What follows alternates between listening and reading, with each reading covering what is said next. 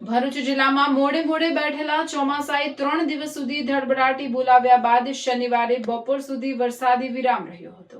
ભરૂચ જિલ્લામાં 3 દિવસથી વરસાદી માહોલનો રંગ જામ્યો હતો, જે ગતરોજ રાત્રે સુધી જોવા મળ્યો। જો કે આજે શનિવારે વાદળછાયા વાતાવરણ વચ્ચે બપોર સુધી નેત્રંગમાં વરસેલા માત્ર 3 મિલીમીટર વરસાદને બાદ કરતા સમગ્ર જિલ્લામાં વરસાદ વરસ્યો ન હતો।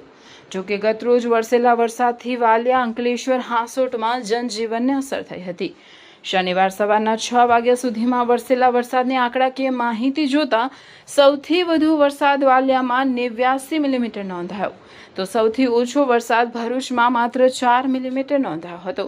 જિલ્લાના અન્ય તાલુકામાં વરસેલા વરસાદની માહિતી જોતા જંબુસરમાં 17, આમોદમાં 10, વાગરામાં 34, ઝઘડિયામાં 16, અંકલેશ્વરમાં 69, હાંસોટમાં 75 અને નેત્રંગમાં 53 મિલીમીટર વરસાદ નોંધાયો હતો। હવામાન વિભાગની આગાહી મુજબ જિલ્લામાં આગામી 3 દિવસ હજુ વરસાદી માહોલ રહેવાની સંભાવના છે।